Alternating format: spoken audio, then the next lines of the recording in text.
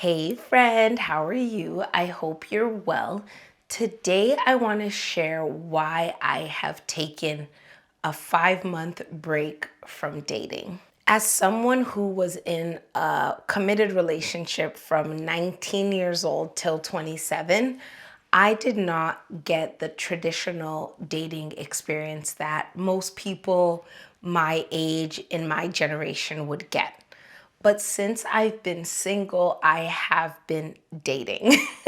I have been meeting people, learning more about myself, going out, and it has been such a wonderful and also necessary experience as part of my personal development and maturity as a woman who wants to be married someday.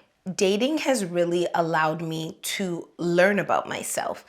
Going out with different people, getting to know them has taught me what I like, what I don't like, what's available out there, and also how I want to be treated. There are things that you think you want, especially when you're in a very long-term relationship, where you don't actually realize that they're not your wants, it's just what's been available, and you convince yourself that it's okay with you.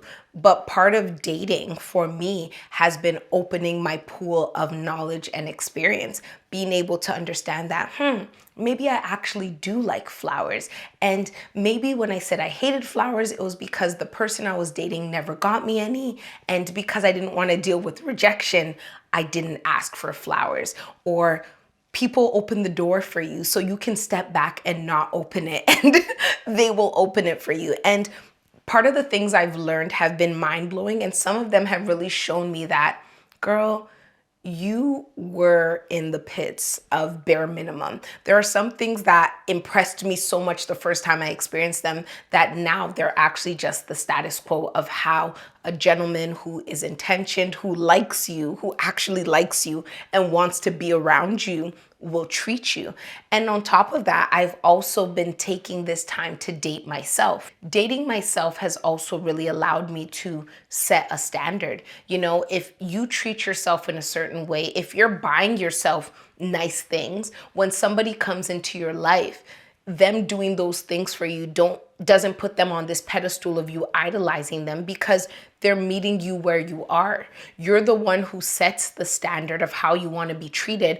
And by setting that standard, people have no choice but to meet you there, because anything that's under will be so obvious to you because you don't even treat yourself so lightly or in such a mediocre fashion. So no one else can treat you like that. So dating others and dating myself has really helped me learn and grow. It's also important to note that some of the things that I learned while going on dates, I could not have learned while dating myself. I know how to treat myself, how to make myself happy, all of that good stuff. But being in an interpersonal dynamic where I'm dealing with people, where I'm having conversation, where somebody is saying something offhanded and I have to react to that, I cannot learn that by being in the presence of my own company. So both of these aspects have things that are extremely beneficial. And there are also things like setting a standard that I cannot learn in the presence of someone because they become the standard. So there are parts that you need to do by yourself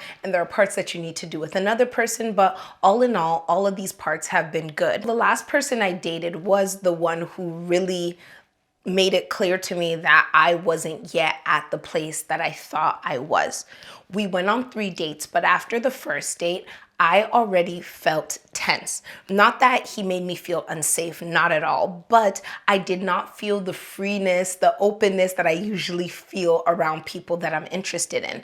And also, some of his behaviors were things that I wasn't really a fan of. So instead of just following that gut instinct, I went on another date with this individual. The second date as well felt awkward, didn't feel natural, but because prior to that date, I had told him that his intensity was a little too much for me, I then chalked it up to, well, maybe this date wasn't so good because he's overthinking, even though in my hearts of hearts, I knew he wasn't the one. And then we end up going on a third date where he brought me on this date, and I didn't know until I got there that it was a quadruple date. So 3 other guys who are his friends were also there with their respective significant others. I don't know if they're dating or not. And I was kind of blindsided because I wasn't expecting to be around 8 people instead of just one-on-one, you know? And at the end of this date is when we finally had the conversation where I was like, this is not working for me, and it ended. But in taking 3 dates and 6 weeks to advocate for myself, it showed me something so clear, which is that I am not yet, or I was not yet at a place of enough confidence to walk away from a situation that didn't serve me. And for me, I hate that feeling. It really actually frustrated me because I'm very big on growth and improvement and mindset and all of these things. But I had to ask myself, what part of me was willing to betray my comfort zone, betray what I knew to be true to appease somebody else and give them the benefit of the doubt at the expense of myself? And this question was the reason why I stepped out of the dating pool and took a 5 month so far hiatus from dating. In the 5 months of not dating, I have really been intentional about sitting with myself and understanding the reasons why I led down that path to end up in this weird dating situation where I couldn't advocate for myself when I thought I was someone who was far beyond that, you know? So there were 3 things that I really have been doing and had to do to get myself to a place of feeling grounded in self again. The first thing was that I have started aggressively dating myself again, getting comfortable with my own company and remembering what the standard of the feelings I want to feel are, how I want to be treated, how comfortable I want to be. If I was still dating, I wouldn't be able to figure out this standard, as I said, because I would be mapping it against how I was being treated. But now I am not being stingy with myself. I am splurging. I am spending time. I am giving myself experiences that make me feel good, make me happy, doing things that I love for myself so that I can rebuild that standard that was clearly a little rocky because of what I accepted in the last few dating instances that I had. Another thing that I am doing is sitting with the feelings of loneliness and letting them pass through me in whatever way they want. Loneliness is that thing that just sucks sometimes, right? And I have a video on dealing with loneliness while you're single that I'm going to put in the show notes so that if that's something you're struggling with, you can go back to that and maybe find some guidance. But it sucks, and that's okay.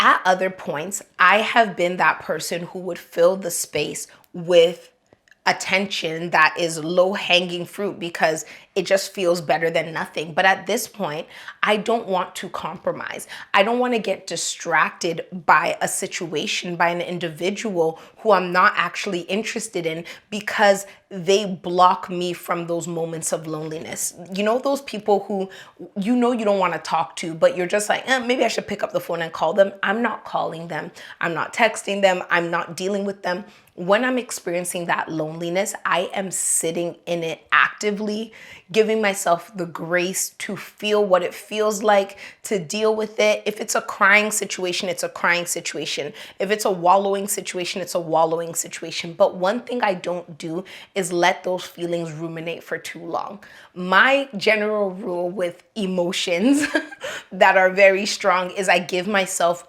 24 hours to be in the dumps. Like, woe is me crying inside the bed, sad. But after that, I get up and I do something. I don't need to be back at 100 the next day, but I do need to get out of my room. I do need to take a shower. I do need to get something to eat. And I purposely find pockets of joy. So if I've been having one of those really lonely days where I'm not feeling too good about myself, I might go spend time with people who I love. I might go hug my goddaughter. Like, I might just do anything. I might go and get ice cream and French fries and just sit in my car and eat it just to remind myself that there's this one little pocket of my life that might not be fulfilled. But when I step back and look at the grand scheme, I am blessed beyond measure, but not so blessed that I shouldn't give attention to the parts of myself and ignore them, but so blessed that I'm not going to sit in that for too long. And the third thing that I am doing as I take this dating hiatus is that I am strengthening my faith. I am taking time to solidify my foundation in Christ. And what that really does for me is that it reminds me of what is available to me, what God's promises are for me, and the reasons why I do not need to settle.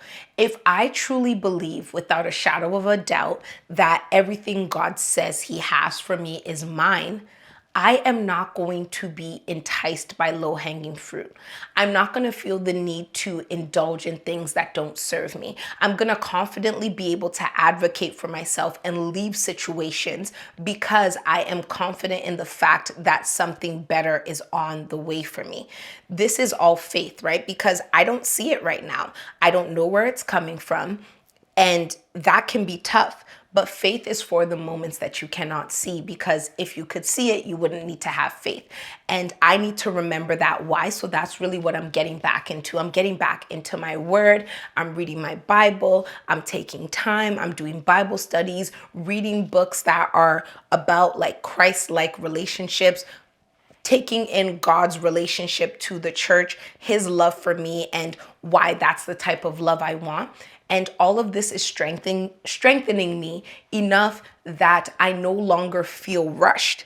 I no longer feel nervous. I no longer feel scared, because God's track record in my life is infinity and He's never, ever, ever failed me. And if I hold that as truth, then when I am in situations that don't serve me, because of the faith of the belief and conviction that something better is available for me, I'm not going to feel like I need to compromise on what I believe in to appease someone, because in the situation I'm supposed to be in, those are not the type of compromises I'm going to have to make. I'm not going to have to make compromises on feeling comfortable. Of course, there's going to be things that I'm going to have to compromise on. I'm not a saint. I'm not perfect, but it's not going to be my comfort level.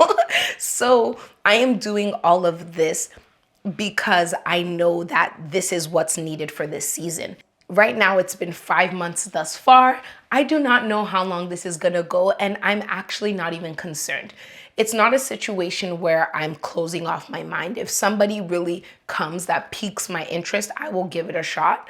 But I'm not out here like, oh, yo, I'm hungry, let me go on a date. I just wanna go on dates. I don't care to, And I think that's the growth, the ability to be able to step back from myself and say, what do I need to do to get back to where I want to be, and being able to do it, especially when it goes against the feelings of enjoyment and going on dates and meeting people and dressing up and looking cute. But that's why I'm doing all of that stuff for myself anyway. So for those of you who might be feeling what I'm feeling, take some time to assess, we want to get married. We want to find that person who's meant for us.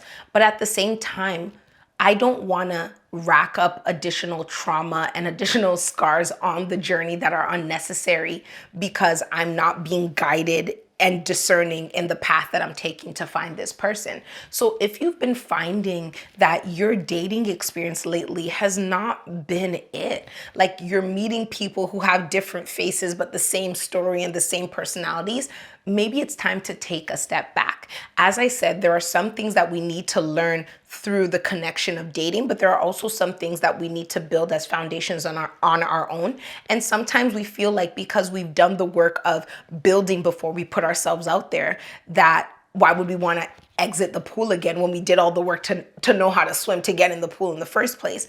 But that's the journey, right? Sometimes we ebb and we flow. The things I thought I needed to initially start dating, I did those things. But as new information has come to my attention about myself, I realized that I need to take another time out to see what I'm doing, how I am being the perpetrator of disaster in my life, and how my hands are actually maybe destroying the things that I want for myself.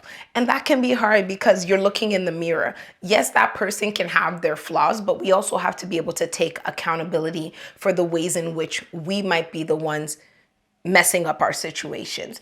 And to do that, we need to step outside of the pool and be honest with ourselves.